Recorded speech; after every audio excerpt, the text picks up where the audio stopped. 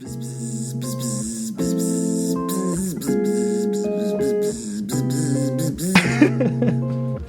are looking very festive. Thank you.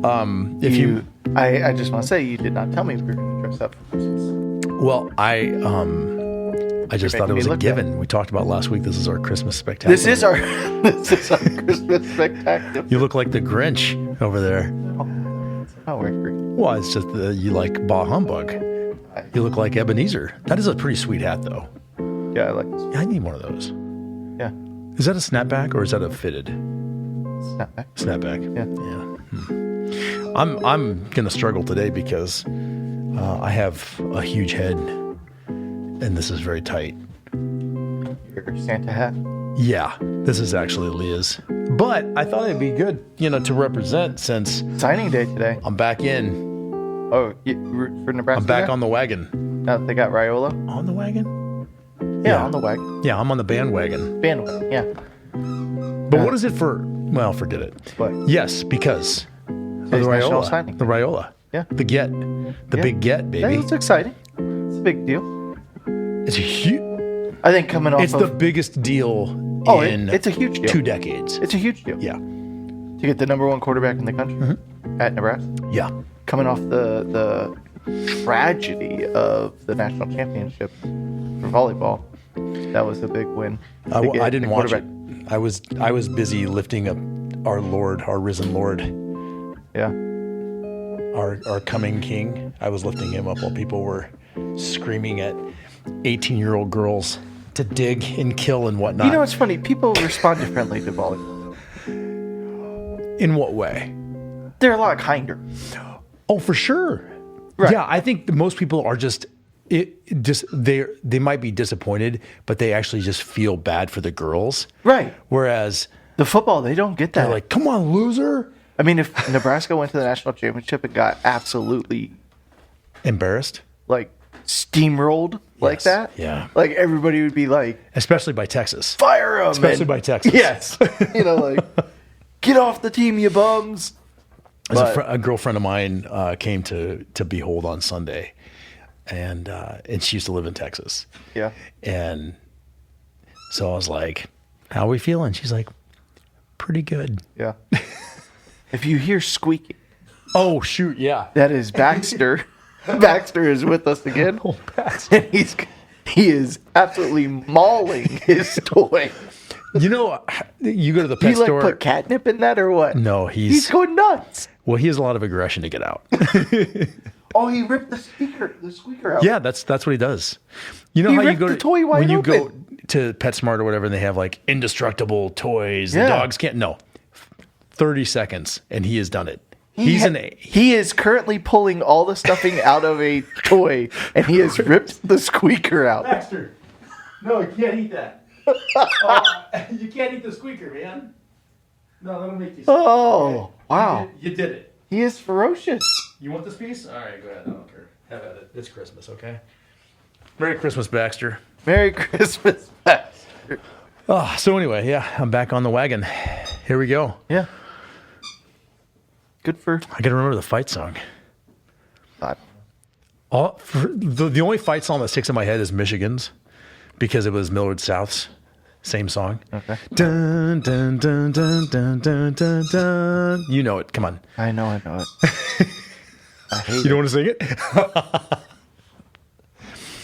The other one that sticks in my head is Notre Dame. Boomer Sooner, Boomer Sooner. Notre Dame, that's a years famous and years. one. What is it? Da, da, da, da. No, I'm singing Michigan. Yeah, you got it in my head. Hold on.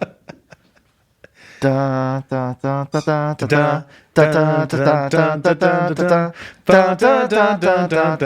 da da da da da. Yeah. Oh, 5-4. Oh no. Oh, you know the words? What a nerd. Not really. They put them up on the screen. Okay. Yeah, I can relate.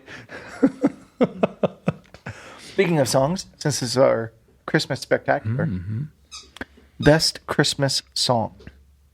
We'll do it this way. Like kind of church hymn song, like church song, and then like just secular Christmas song. Okay. I got to take that away from him. sounds like we're in an, fine. aviary. It keeps people awake as they listen. Baxter, no more, man. It's fine. No more. You Let the dog play with its toy. He can play with this one. Yeah. Get that one. He's like, no, I love the other day. Go get that. No, we're not doing this one anymore. What a rude dad. Nope. That'll keep him busy. That dog faithfully loves you, and all it wants is to chew that squeaky toy. So I love O Holy Night. Oh, that's mine. Love it. You can't take it. You got to take a different one. That one's mine. We can't have the same favorite Okay, song. fine. We have the same one. You want me to be honest? It's O Holy Night. Okay, why? It's just powerful. I agree. The most powerful part of that song, fall on your knees. Yeah, Drops that minor chord. Yeah. And you could just fall I on your agree. Mhm. So, O Holy Night. And okay, so now what's your favorite secular Christmas song? I don't know if you're going to count this, but I count it. Okay. It's Trans-Siberian Orchestra doing the Carol of the Bells. Ooh, yeah. Da, da, da, da, da. Yes. I love it. Right. The guitars. I love that. When it comes on the radio, man, I crank it. That's great. Yeah. Yeah. You know what song I like is, and I'm not a huge Pentatonics fan, but I love what? I was going to say that's my favorite Christmas album. Oh, okay. Yeah, it's That whole album? It's a good. There are a couple on there. I'm like, kind of a little too in syncy for me. But I love "God Rest Ye Merry Gentlemen," Yeah. especially when they go, What? So if you don't when know, they slow it down, God Pen- Rest Ye Yeah. Merry Gent, and then they just like my comes- wife got into this because there was that TV show where they did all the a cappella singing competition. I forget what it's called. Oh, the Singing Bee or something. The Sing Off. The Sing Off, sure, yeah. And that was where they got their big start. Was they won that Oh, it is? show, and we were watching that because it was just unbelievable. Like all these people can make all these noises, and sound like a whole band and stuff. And so yeah, my wife Jo, she bought that Christmas album, and yeah, we just play that. You wear it like out. that. That's kind of growing up. Like my mom, it was the Mariah Carey one. Yeah. I mean, all Christmas. Yeah. All, yeah. 15 minutes it took him to write that song. What? All I Want for Christmas Is You. It took them 15 minutes to write that song. Yeah. Yeah. It's a classic. The most streamed, most popular Christmas song ever, it took them 15 minutes to write. That's pretty impressive. Yeah. Wait, so what's your secular Christmas song? Oh, you said Pentatonics. Well, but that's a Yeah, right. Feliz Navidad. No, I'm not a fan of that one. We're in agreement on what the very worst one of all time is. Yes, simply have I a can't wonderful even. You're going to Christmas put it in my time. head all day. That was a terrible song. Yeah. How do you feel about Last Christmas by George Michael? Last Christmas, I gave you my heart. Yeah, that one's bad. Off air, I'll tell you how I rewrote that one. Don't let me forget because I thought it was really clever. It was like one of those in the moment. Yeah. Like You had a Weird Al moment. very much so. Yeah. Yeah. Gosh, what would be? I like there's a song that this is a version that I don't even know how to find it. It's so old. But it was This Christmas, you know that song?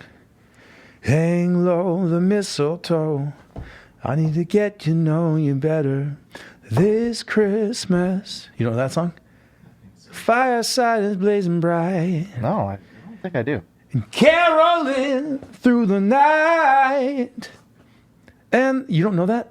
No. Oh, it's so good. It's like sort of jazzy. Yeah, it's cool. I like that song a lot. Musically, I really like that song. You're just trying to show off your pipes here on the show. But this is not the time to do that for me. Yeah. I'm all worn out. Got nothing left. I can't sing. Let me Yeah. just show off. Whoa! Yeah. Oh, me. Here we go. Merry Kind of make me look Christmas. bad, like I can't sing. You can't. Give me something deep. I can do it. Something like some Barry White Yeah. Christmas. Yeah, baby. We're gonna wrap the presents. Dream Ooh, nice. boy. See, Some Bing Crosby. Can you do the whistling part? Can you whistle? what kind of question is that to ask me? Lots of people can't whistle. I can whistle. Let's hear it. Now you you're gonna put me on the spot. You can't whistle while you smile, so I'll say this: I couldn't whistle till I was like in high school. really. Yeah, it took a while. You know what I want to be able to do is like one of those, Oh yeah, like get attention. Oh, that was amazing. can you whistle? Yeah. Do it. Can you whistle backwards? What are you talking?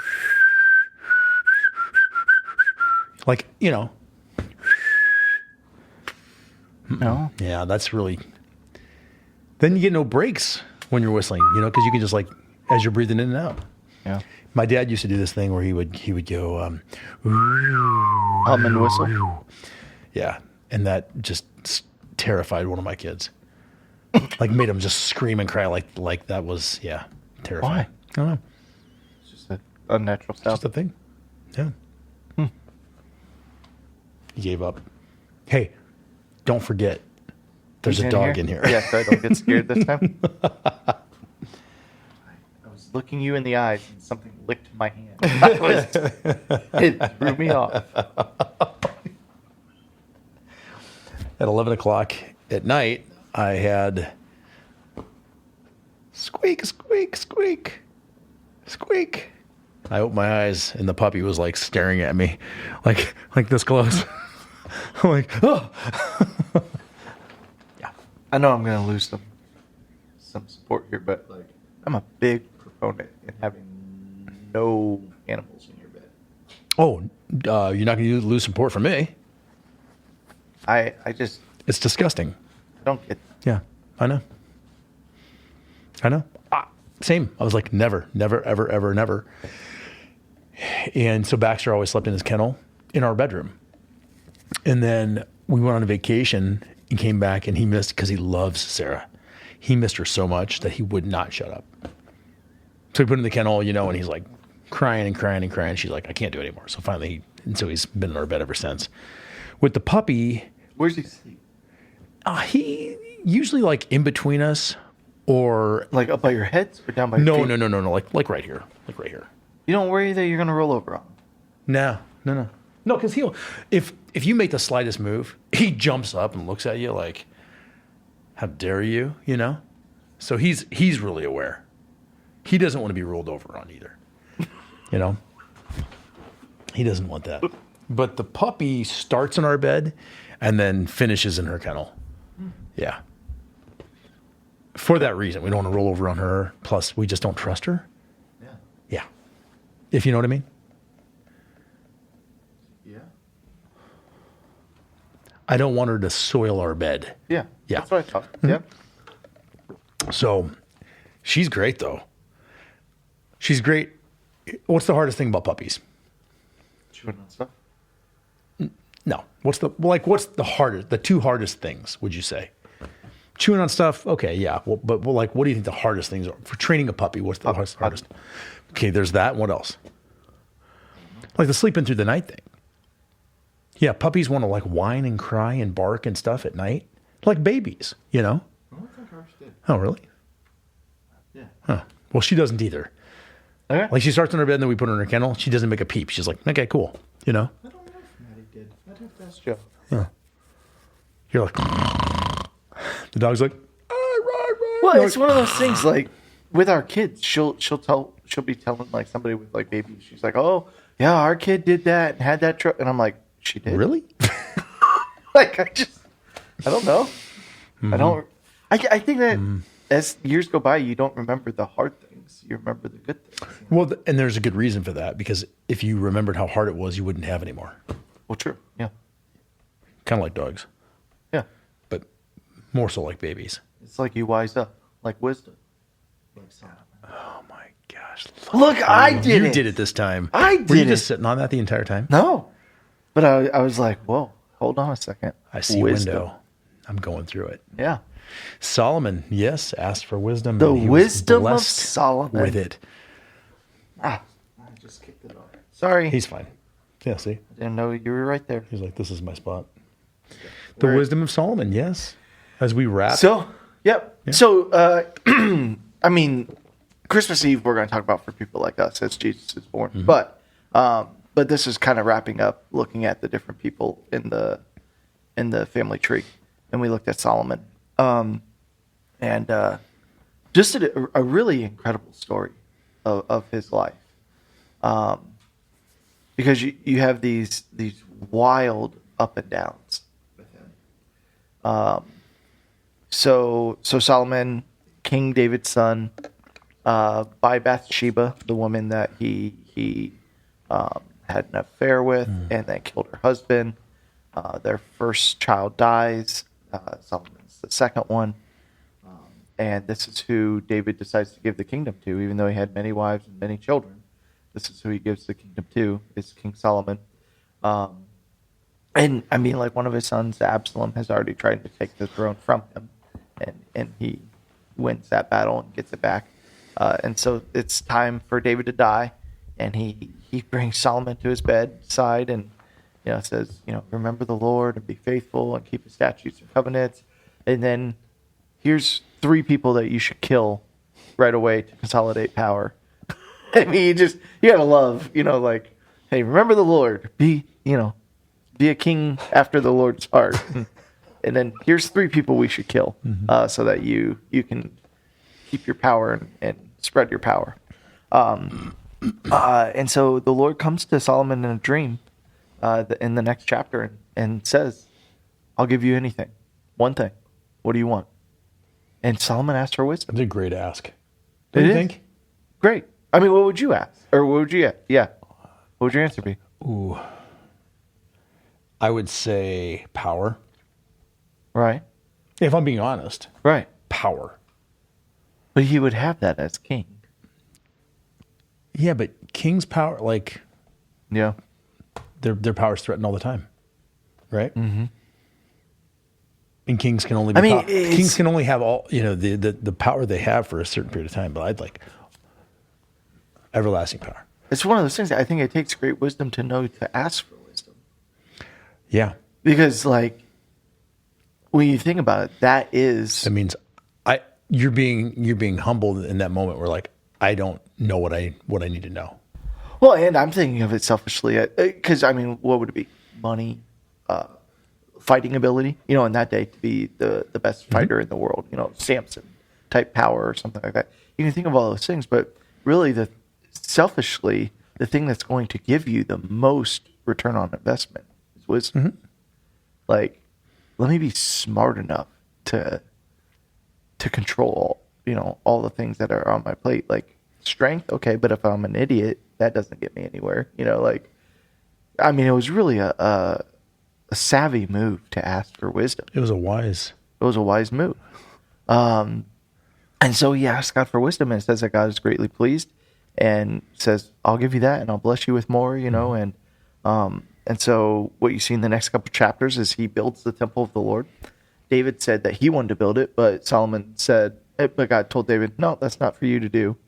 And Solomon built it, and built it with the splendor. And there's like 4 chapters where it describes all the different things that were built, and hiking trees all the way from far away, and cedars and all this kind of stuff. And they build the temple of the Lord, and then people from all around are coming to hear his wisdom. They tell about how a couple stories of him showing great wisdom, and one of them I never got was there was like two women. I believe they were prostitutes. I'm not sure. I'd have to go back and look real quick. Mm-hmm. But 2 women, and one of the babies died, and the babies were like pretty much the same age, young little babies. Like, and all babies are kind of hard to tell apart. And one of the women's babies died, and so she took the other woman's baby and put the dead baby in that woman's bed. Mm-hmm. And And so they're arguing over who the live baby belongs to. And I mean, they don't have DNA and stuff like that. And so Solomon wisely says, well, cut the baby in half and give it half to each. And the mother of the baby immediately screams, no, she don't. can have it. She can have it. And he said, that's the mother. Mom. Yeah. I mean, such wisdom. Yeah. You know, like, I mean, just, you know, that's a really, really savvy way to figure that out. It really is. You know, like, and then, you know, the Queen of Sheba travels all the way from Africa to hear his wisdom. Mm-hmm. And so just everything's going good for him. And then you have, like, he wrote the Proverbs, and you can read those Proverbs still today and be like, oh, that's good. Yeah. You know, like Relevant. For what was it, like 2 years ago, I had Tim Keller's daily devotional on the book of Proverbs. Mm-hmm. And so every day he had a different proverb and he broke it down. And like I remember going through that and just being like, dang, that is good. Mm-hmm. Like, and this was written thousands of years ago. You have Ecclesiastes where he says, look, I've chased after everything under the sun. I've chased after sex. I've chased after money. I've chased after power. All of it is meaningless. All of it is worthless. You know, like, and so you have these moments of great wisdom and everything. But then it says that, you know, what ends up happening to him is that he starts marrying all these wives. And, I mean, the numbers are just staggering. 700 wives, 300 concubines. You know, you do the math. You know, if it was, you know, some people say, you know, it's for sexual purposes and stuff like that. Like, you can't even, we don't have to get, you know, but just mathematically, Mm-hmm. like that you can't, you know, have that much It's interaction. not sustainable. Yeah. You know, It's a lot of honeydew lists. yeah, but the reason why is he makes all these political alliances, and they would usually seal political alliances with a marriage to keep the covenant, Right. and keep the bond. And so he's marrying all these which is royal wise daughters in some ways. Yeah, and in chapter 11 of First Kings, you see that he even married Pharaoh's daughter, the Pharaoh of Egypt. You know, like that's one of his wives, and he's marrying all these foreign wives. And then to appease them, he starts building temples to their gods. And then it says that he even in his old age starts to worship with them, their gods, and that the people of Israel are worshiping these gods. And he's instituted slave labor to build temples to all of these gods that his wives are worshiping. And that his heart falls away from the Lord. And God is angry with this, and God says, okay, out of respect for your father David, I'm not going to steal the throne from you, but your son. Yeah. You're going to have the throne ripped from him. And so we just step back and we go, okay, with all the wisdom in the world, how did you fall astray? Like, you lost God somehow with all this wisdom. Yeah. And that was really where I wanted to focus for the day was, I do think in our world today, the more reason and the more wisdom we lean on, the less we lean into God. And you and I have talked about this before. We have friends of ours that cannot believe in God because they have They're reason. too smart for their own good. Yeah, they're if too you will. smart for Yeah. that. You know? They have to, and that so being intelligent and having a high capacity for learning and taking in information, then turns into you always have to know the answer. There always has to be a specific lead up to the right answer. There has to be this evidence that leads you to the answer. And if there's an unknown, then it must just not be true. If there's any kind of mystery, that's Right. not so concretely right in front of you, touchable, seeable, then it just must not be. Right. And that's a dangerous way to go about your life Well, and without wonder, without some mystery. I mean, in God, and the thing when I've interacted with these people, and I have friends that are in this camp that aren't believers, and it's because, well, that doesn't make sense, and that's not logical, and science tells us this, and this, and this, and this. And, you know, I do the battles of showing all the examples of how science 200 years ago was wrong. And science today will be wrong. You know, like Don't get me started. like 100 years from now, there are things that scientists are trying to tell us that is for sure going to happen, and it for sure is the way that life works. And they're going to be. I mean, you just look at a lot of the narcotics that exist today. They were medicines 100 years ago. You know, they used cocaine to, stop headaches, and they used heroin to help And it your worked. stomach. And it worked. Like they were giving heroin to people for stomach pain. You know, like so. This Like, isn't going to fix your stomach, but it's going to make you not care Right. about anything. so I mean, like that people lean into science. Look, science is a wonderful thing if science is used to point to God. Like, because I think science reveals all the time the mysteries of God. That we sit there and we look at nature and we look at how things work. And I mean, you could take Albert Einstein, probably one of the smartest men that ever existed.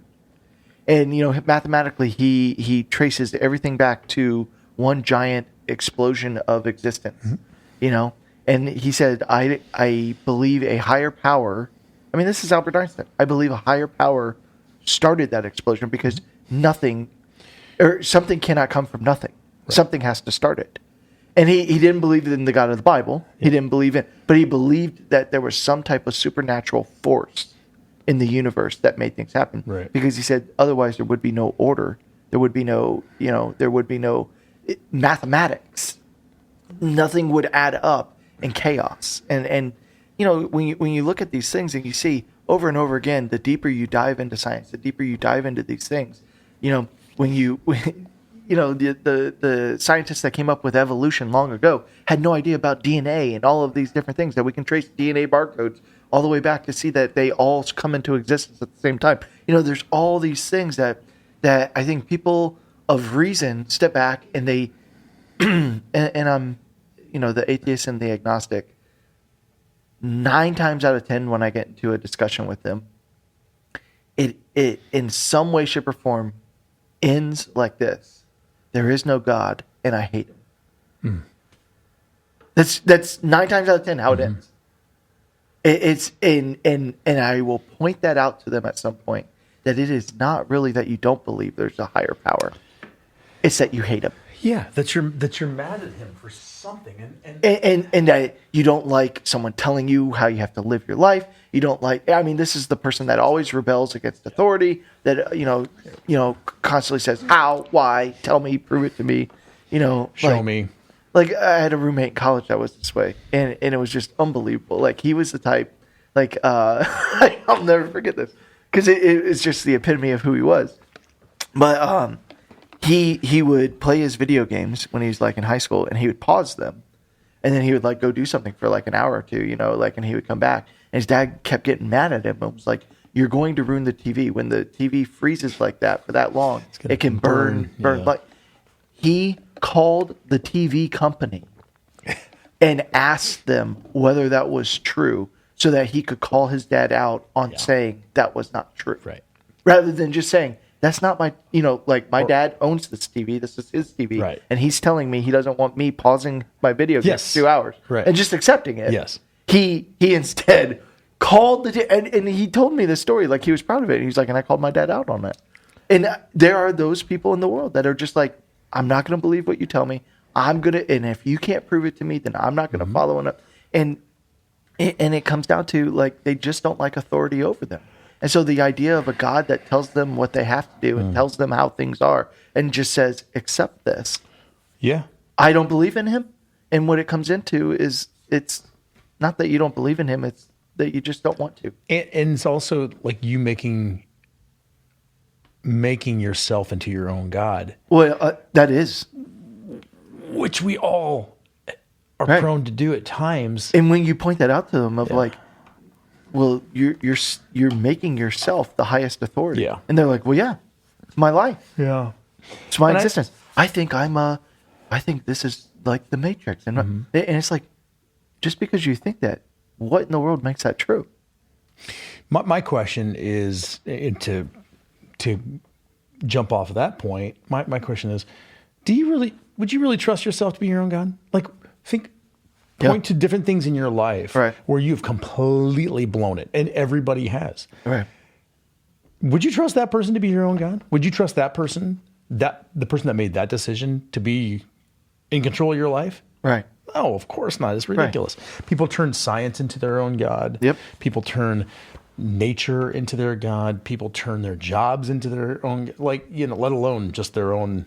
Anytime you're saying my belief and my system is this, Yeah. you're making yourself into your own God. Like you are the highest authority in your life. And there's nothing good about that. And it's not accurate. Because there are 100 things that I could ask, so then you go to that person. And I play the same game that they play with me, right back at them. Okay? How did we get here? What is our purpose? Mm-hmm. How did we come into being? What happens when we die? Mm-hmm. Explain to me, all the questions that they sit there and ask you. And it's like, I have an answer for those. Yeah. Well, I don't know. It could be this. It could be that. No. I didn't ask you what it could be. The biggest questions in life, and you have no answer. Mm-hmm. You know Pete Holmes, the comedian? No. He had a special, and one of his bits was, you got the God people and then the nothing people. The God people are like, well, yeah, God created the universe and us and everything. Mm-hmm. And the nothing people are like, no, nothing. It came from nothing. And he's like, so you're telling me that the God people are the ones that are ridiculous when you're saying it all came from nothing? Right. Okay, fine. What happens when you die? The nothing people are like, nothing. Nothing happens when you die. And so he goes, so what you're telling me is that when you die, you merge back with your creator?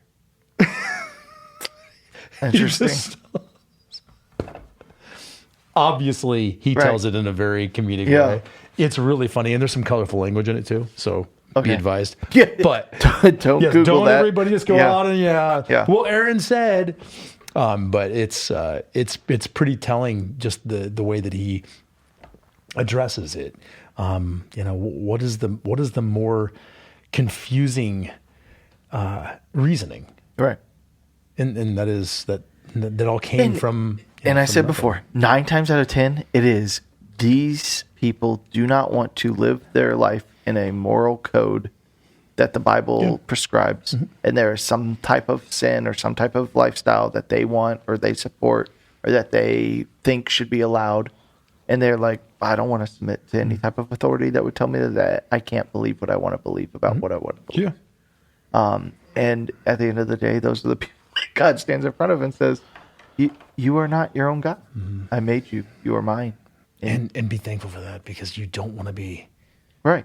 You don't want it that way. You really don't want it that way. And that's the scariest verse in the Bible is God says when he wants to punish us, he gives us over to our own desires. Whew. He says, "Oh, is that how you want it? You want to live like that? You want to live lawlessly and chaotically and with no rules and no. Then I'm going to put people in your life that treat you with no rules. I'm going to put things in your life where you are taken advantage of, where there is no moral code. There is no, okay, that's the way you want to live. I will pull myself out and I'll let you have your and he says he does this to entire nations in the Old Testament, that he just says, okay, have at it. And I think today you can still point to certain nations and say that's the evidence. When they want no God, they live like that, and that's what happens. And that's the world that they live in. And it's sad. And so we look at the power of reason in this sermon. And I said there are 3 things that get us into trouble with wisdom and reason. And they're all across the spectrum. And the first is kind of the absence of any wisdom and reason. And it's these people that walk around. And these are kind of the, how do I want to say it? There are people that walk around, and this is their mantra, just the faith like a child. And you could ask them the big questions of Christianity, like what do you believe about this, or how does God answer this, or what happened here? A faith like a child, and they have no explanation. They don't use their wisdom. They don't use their reason. They just come at it with, I don't have any answers for anything. I'm just whatever, faith like a child. Just accept it. And I talked about, look, there are some things that you just have to accept. There are some things that are beyond you because he's God and you're not. Like, that's true. Like, there are just going to be some things you don't get an answer. But there's a lot of Christianity that you can get answers for. There's a lot of things that you should wrestle with. You look at theology. Well, how do you pick a church? Well, you should pick a church by going to it, listening to what is taught and preached, looking at their theology and saying, does that match my Bible? And you should do that. You should, if you're sitting in a Catholic church, that's what you ought to be doing. You'll be sitting there going, tell me where we're supposed to worship Mary. Tell me where we're supposed to pray to the saints. Let me read my Bible and find where it says any of that. Like, you should be discerning these things. You should go to, the Pentecostal churches that are saying that everyone can speak in tongues and everyone has the spiritual gifts and prophecy is still, and you should go to your Bible and say, well, this says that only some have those gifts. This says that only, like, you should call these churches out and not, no, let me take it back. You shouldn't call these churches out, but you should hold them accountable and say, I'm not going to be a part of these things. That even within Christianity, just walking around going, faith like a child, just whatever church, anything, makes me feel good, I'm going to go, like that's not what faith is. Faith does have a wisdom and reason component. There ought to be an explanation for your faith. And that's what it talks about in the Bible, that you ought to have an explanation ready for when you are asked why you have the confidence in the faith that you have. Yeah. You ought to have an explanation ready. Well, I've seen God do this. I know that God says this. I believe that God can do, like, that's what we're called to do. And then I pointed out that even that verse that people cling to, like Jesus said, you need faith like a child. That it doesn't actually say faith like a child. It says, truly I say to you, unless you turn and become like children, you will never enter the kingdom of God. Whoever humbles himself like these children is the greatest in the kingdom. It's talking about humility. And look, there are things that you just have to believe in the impossible, like kids. Like because I said, like, faith like a child, it's a Christianese statement. It's just one of those Christian kind of phrases that gets used. And there's truth to it. Jonah and the whale. Mm-hmm. How?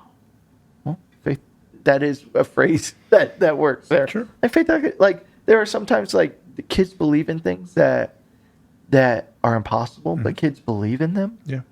And sometimes that's what we're called to do too. Like, how did the flood happen? How did the water separate? How did the Jonah and the whale? How did the miraculous happen? How did Jesus feed the 5,000? How did Jesus bring people back? Like, how did Jesus rise from the dead? How did he ascend into heaven? Right. Like, there are certain things that you just gotta go, I don't know. But how did he come here? In the form of a baby, right? The Immaculate Conception. Like, but how? When people ask me those questions, I'm like, that's what actually strengthens my faith. Yeah, there ought to be things about God that make him incredible and impossible. Because when I pray to him for the incredible and the impossible, I know he can do it. Capable of it. And I would be very concerned if I was as smart as God. Mm-hmm. It's like a magician when he does a trick. I don't want to be able to go, well, that's how you did it. Then he's not a very good magician. Yeah. I want to be like, wow, how did you do that? That's incredible. That's amazing. Yeah. Brady said it Sunday, and I can't remember in what context, or maybe, during his prayers, actually, on Sunday. He said, you are wisdom, God. You are wisdom. The source. Yeah. Of all wisdom. I love that. It's not, certainly, in like science, if you want to blend science tells us that we use how much of our brain? 10%? 12? How do they even know that? But for whatever that's based on, I mean, can you imagine? Yeah. If we were in the 75 to 80 to 90% range of using our brains, knowing all that we could possibly know, how would we even handle? Well, in the new creation, that can you imagine when we do? Yeah, not really. I'm an idiot. You won't be. Right. There are a couple people in my life, I'm like, they're going to be different. It's like going from like dial up to high speed. Like, whoa, let me give you an answer for that. Like the Matrix. Yeah, exactly. Jack in, I know Kung Fu. Yes. Yeah. It's going to be crazy. Yeah, there's something to be said, and I've mentioned this before too, and we've got old Baxter out here, but, Baxter's a pretty smart dog. Mm-hmm. He's a well-behaved dog. He's smart. He understands some commands really, really well and all that, but he has no idea what you and I are doing right now. Right. He doesn't know why the temperature in this room is what it is. He doesn't know the source of this light. He doesn't understand what we're saying to each other. He doesn't know why we're saying it to each other. No. He doesn't know to what end. He doesn't know any of that stuff.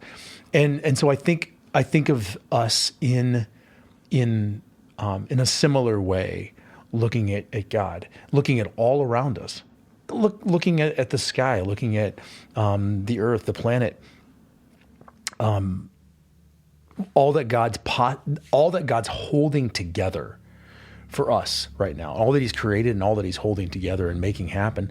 We could not possibly understand that. How could we possibly understand how that is? And yet, we know He's there. Mm-hmm. We love Him, just like old Baxter loves us. Mm-hmm. You know, He knows we're here. He knows who we are. And you, as His master, you tell Him what He needs to know. Mm-hmm. Come, sit, Yeah. eat, stop. Don't Yeah. run in traffic. You know? Don't rip apart your toys, Right. and choke on them. Yeah, You tell Him all He needs to know, Mm-hmm. and then the rest you'll take care of. yeah. Yeah. Much like our children, right? Yeah. Yeah.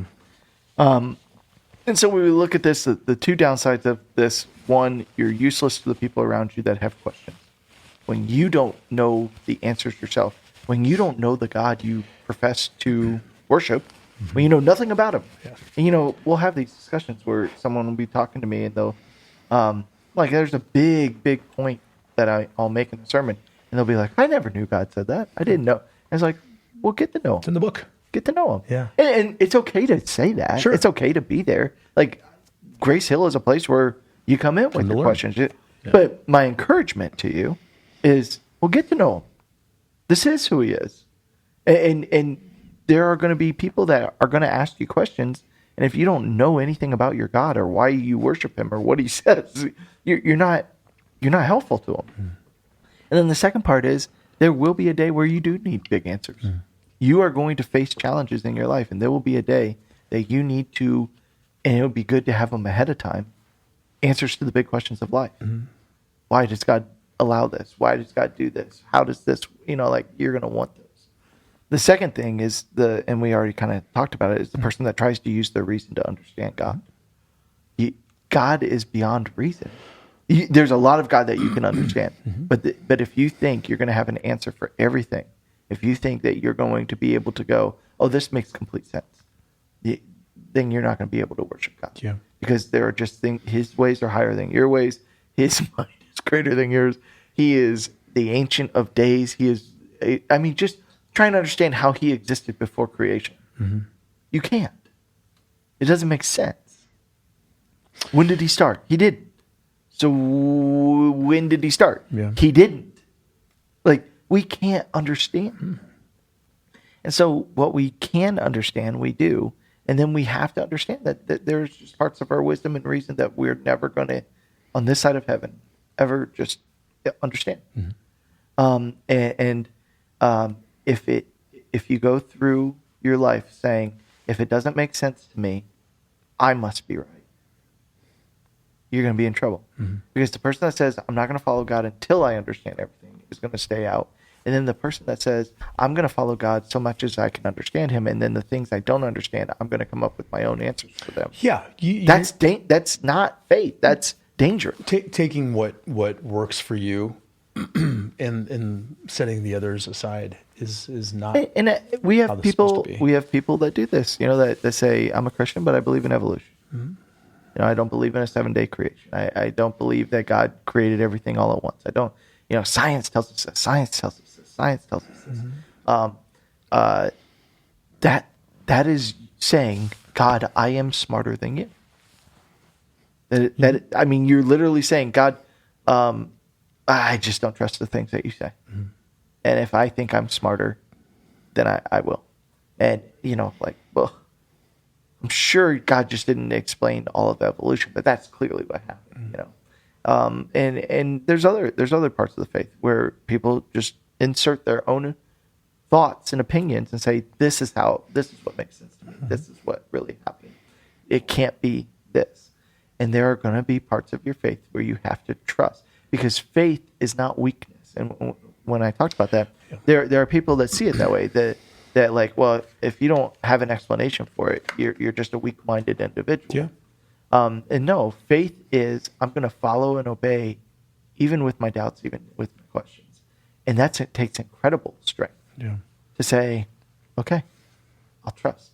I mean, and the truth is, you trust 100 things a day without even realizing. Of course. Yeah. I don't know how my car works, but I trust that when I put my key in and turn it on, that the gas somehow makes little explosions in the pistons and all that. I don't know how it You works. trust that the traffic lights are going to work. Right. You trust that other people driving are going to obey the laws and pay attention. Right. Like we don't drive around constantly like this. We're like, no, okay, there's some order here. Right. People are going to do what they're supposed to do. There are tons of things that you just have to trust other people and other wisdom and other systems that are all around you. At work, at your job, you trust that the other your coworkers are carrying their load. You trust that the IT department has things put together. You trust that the HR department is holding things in private. You trust that your bank's going to hold on to your money. You trust that you invest, But we put it in there, and when we slide that card, Interesting. is everything in your mattress? Great. Aaron's address is. You don't know which mattress. Yeah. But I mean, so there are all kinds of aspects of your life where you don't absolutely understand everything, but you trust that there's something or someone taking care of it. Yeah. And God's like, so you'll trust them, but you won't trust me. Like when I say this is how it is, and this is what I do, and this is like, you won't trust me. Have you been to a fast food restaurant? Oh, Lord. I mean, you have teenagers cooking your food. You trust them that they're going to actually cook it? You trusting them that they're not, that their hands are clean? I mean, I've we actually put trust had this. in things and people all the time. Right. All the time. Yeah. Yeah. I mean, just take where your burger came from at McDonald's. Yeah. You trust that entire process, that everyone has your best interest in mind? We only go to Culver's now. Is that true? Yeah. Because Kayla works there. She got the job, huh? How exciting. I didn't tell you the story. You told me the story. Got the job. I said, under no circumstances are you to accept the Well, job. that's what I heard. And then she came out. And she and walked out with the owner, and he's like, okay, so she'll start on Tuesday. And I'm like, what happened? Anyway, Culver's Burgers. His daughter applied for a job without them knowing. Yes. Said, I need you to Sent drive me to the Sent an interview. interview without us knowing. Yes. And then on on the way, job. you told her to not accept this job. Yes. And she did. She did, yes. Well, she just said he never asked. He never said, so do you want the job? Or he didn't say, hey, you got the job. It was just, see you Tuesday. Yeah. But see, I would venture a guess that as she works there and looks behind the counter, she's going to be like, don't eat here. I don't think so. You think they run a tight ship? Oh, Culver's is legit. Okay. Hit up Culver's on Maple Street, everybody. Which one? 168th-ish in Maple. Okay. Yeah. All right. Support. I have a couple times pulled up to a window and looked inside and been like, All good. and Me too. And just, yeah, Yeah. drove away. Yeah. Of course. Because if something looks off Oh, or yeah. just doesn't seem legit, Oh, yeah. you're not going to like ingest that food. No. Right? But yeah, we have to put trust and faith in things all the time. That's when people, and again, like there are plenty of people in my life, you know this. There are plenty of people in my life who do not have faith. Yeah. And yet in Jesus, they don't follow him. They don't proclaim him as Lord and Savior over their lives. And yet they'll put their faith and hope in things that I would never, ever trust. Ever. Well, and I mean, yeah, I remember sitting next to a guy on a plane one time, and I was on a way to a pastor's conference, and I had to do a sermon when I got back. And so I had my Bible open and was kind of reading up, and the guy was like, "You want some real knowledge? You want to really learn something?" And he had like a whose book was it? I forget, one of the gurus of life, Okay. and he was like, this book will really open your eyes, and and I'm like, you realize that's just a person, right? And he's like, well, yeah, but I mean, this guy is his wisdom and da da da da, and he said like 2 or 3 things, And it was just like a total God moment. Because I was like, do you actually know that comes from Ecclesiastes right here in this Bible? And he was like, what? And I was like, that guy got it from this. Like, that's the same principle in this Bible, you know? And he was like, well, I mean, but this guy, he breaks down, you know, this is how you invest your money. This is how you do your life. This is how you, and I was like, and he's just a guy. And you're putting all your faith in this guy who one day is going to, you know, it's like all the people that did the Atkins diet. And how did the Atkins guy die? You know, like fat and out of shape. And, you know, like all these, we put our faith in these people. And these people, they're just people. They don't have any extra knowledge that we do. You know, and even the people that put their trust in Solomon, like even Solomon lost, you know, his way. Yeah. So we are willing to put our trust into people.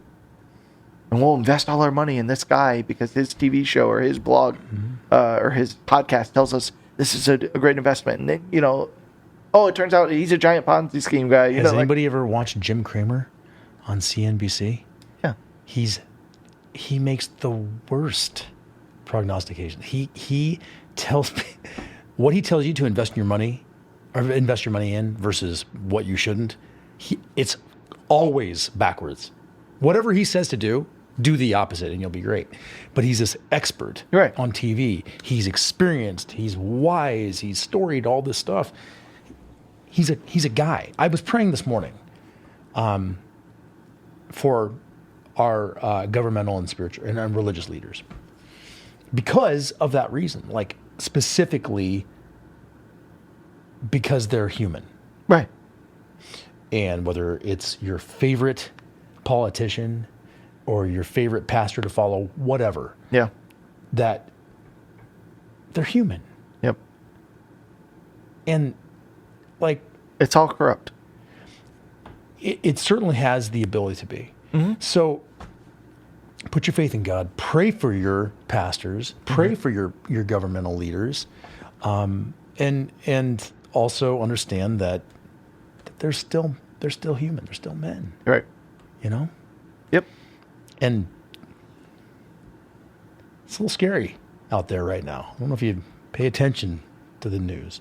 I know we got an election coming up next year, and people are going to put all their hopes and dreams into their guy, you know, or girl, leading the country. But I'll tell you what, like, there's only one that matters, and he will sit on the throne and he'll rule. That's already been determined for everybody. So how closely are you following him? How are you supporting him? Which comes to the third point from the sermon, which is the arrogance of wisdom.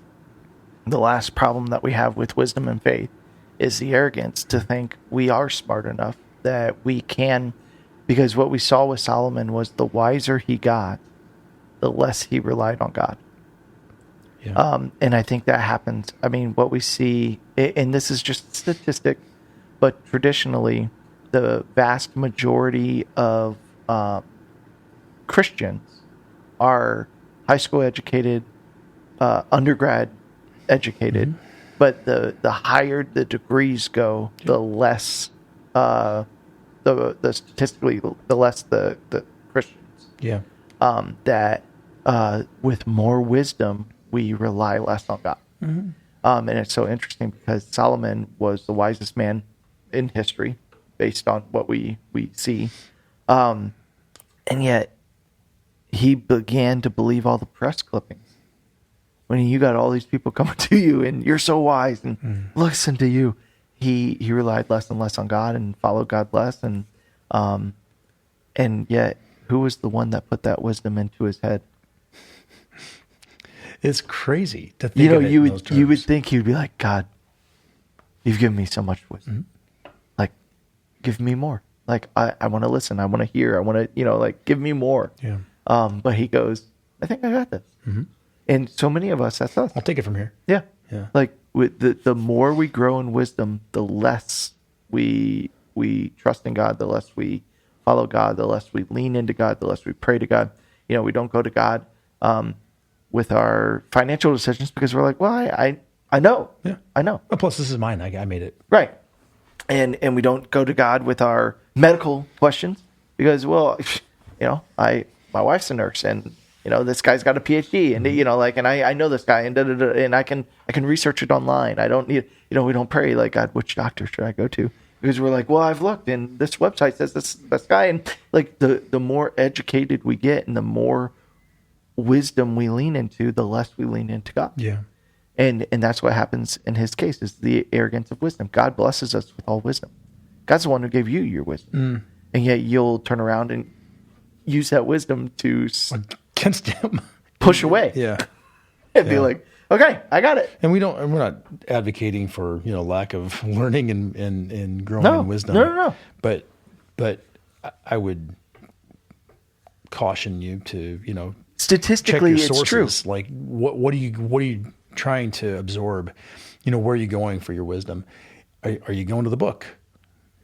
Right. Are you spending time in the Word to grow in wisdom there? And then let that be the counterbalance to everything else that you're taking in. Because the world's going to tell you, the world is going to try to fill you with its knowledge, with its wisdom, which is counter to God's. And then, you can take something as simple as parenting. Well, what do all the experts say? And let me read those. And, let me read this baby book and that baby book. And let me read this parenting book and that. And I'll come up with a good system here and da-da-da. Rather than saying, like, God, let me read your word. And what do you say? How do I apply that? How do I apply that? Just the arrogance of wisdom. And statistically, it shows over and over again that the wiser we think we are, the less we go to God for information. Yeah.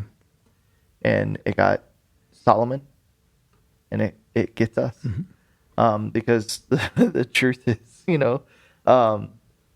Solomon thought he was wise enough to handle all the things in his life. I can marry all these 700 wives. I can, they got all their different faiths and stuff like that. I got this, I can handle this.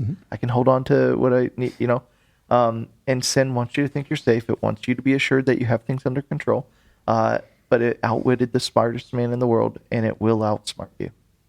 Satan is been doing this for 10,000 years to billions and trillions of people. And he is more clever than you give him credit for. And we are no match for him. Jesus is, but we are not. And when we try and take him on, and when we try and outsmart him, when we try and think, oh, I got this, he's not going to get one over on me. That's when he hits. And that's when he shows us we don't know. Yeah. I mean, I can't tell you the amount of good, faithful people that throughout my dozen years in ministry have come into my office and say, I don't know what I was thinking. Yeah. I don't know how, Pastor, I am caught in this trap. Yeah. And I did not see it coming. But I'm caught. I don't know how I got here. And it's like, well, I know how you got. And oftentimes people at the top of the game. Yeah. Things are going amazingly great. Well. Yeah. And they're doing well, and everything's going, and they're relying more on themselves, and whoop, Yeah. they didn't even see it. Yeah. That he was laying a trap the whole time. And that's the reality. That's the arrogance of wisdom. Is every day we need to be. I mean, we talked about this last week, that the mark of following Jesus is humility. Of every day going, God, I'm not as smart as I think I am. God, I do need you in everything. I do need your wisdom in here and there and there. That's the mark of following Jesus, is humility. Yeah, knowing you need him. Yep. And then listening. And then listening, submitting. Putting it into practice. Letting other things go. Letting loose your grip on the things of this world. That all takes humility. And it's hard. It's hard for humans to do that. It's hard for the very protected, sheltered West Omaha people to do it. Maybe more so than others. When people don't have as much and they aren't as safe, they're a little more willing to. There's to a lean on. socioeconomic pattern to Christianity as well. Yeah.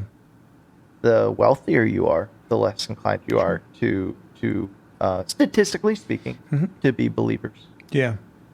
Because the less you need and the less you think you need, the more inclined you are to rely on yourself and not God. Yeah. And as we said earlier, would you really trust you? Yeah, if you To had lord your over your resume life. black and white and just took the name Yeah. off and you looked at that and be like, Yeah. this person's going to guide your life and make every decision Is for that you. really where you You'd be want like, control of Maybe not. maybe not. Who else we got? Yeah. Yeah. Yeah. Well, it's great. It's a great series. Really enjoyed it. Yeah. I know a lot of people are going back and listening to one of the things that Chris Oltmann said is that, he used to come to church on Sundays to kind of reset from the week that he had. Mm-hmm. And now he comes to worship on Sundays to better prepare himself for what week he's ahead. going to encounter the week coming. And then he goes back and he listens to those sermons sometimes 3 times on the Grace Hill podcast. So go back and listen to your messages over and over again to continue to kind of remind him to hear new things, to take in more of maybe what he didn't catch on Sunday morning, and to build up that strength and faith. Yeah, and if you didn't catch that on Sunday, Chris Oltmann's has our newest testimony video out, and it's on our. You can watch it on our YouTube page. You can go to Facebook and get a link to it. You Yeah. can. How else?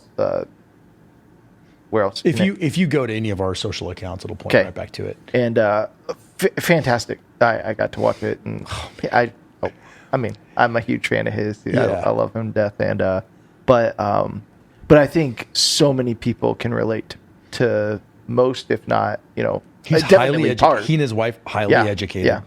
Yep. busy, successful, Yep. young family. The thing that got me is when he said, "Aaron, I went to a Jesuit school. I went to church 0 times. Yeah. We graduated, went to Chicago. We went to church 0 times. Like Yeah. just the humility in that, Right. the vulnerability to say, like, that really is Yeah. how I spent my time. Well, and I think and that's what I say. I think a lot of people can relate to most of his story. Yeah. But I think everybody can at least relate to some of it. And I thought he did a really good job of just that kind of humility, but putting it out there. Like, this is the journey I've been on. Yeah. And it's been really cool Now to God's- hear how God's working. through that. Yeah. And Positioned him well. so yeah, I invite you to make sure you check that out. Cool. And just kind of I don't know how to say this, kind of an honor to him. Watch it, because when these members put themselves out there like that, that's a vulnerable thing. Yeah. And I think we owe it to each other to take the time to listen to these stories that they're sharing, because he's doing it with the best of intentions. He did this to point to Jesus and help somebody else. Maybe something clicked for them for the first time that didn't click before. And even if you're a strong believer, there are things that he's going to say that are going to click for you and be like, okay, that's an area I can grow in. That's something, or that's a mindset I've never thought of. And so when our people step up and do these testimonies, I think we owe it to them to listen to them and hear them out. So please go watch that. Yeah, check it and out. Check it out. For sure. See you Christmas Eve, bud. I'll be there. Yeah. I'll be there too. Yeah. And I might wear this hat. we'll see. Maybe Christmas Day. Okay, fine. Yeah. In my jammies. In your jam. I gotta go get some jammies, man. I gotta go get some PJs. Yeah. I don't think we're doing matching ones this year because the really? kids grew out of them. Oh no. We had matching ones, and I think we wore them last year. But yeah. Huh. Yeah. Do you want to get matching ones with me? Don't tease me. Let's do it. Okay. You find them. Okay. Okay. If you find us matching jammies. Okay. Oh man, am I gonna find some? All right. God bless, buddy. God bless.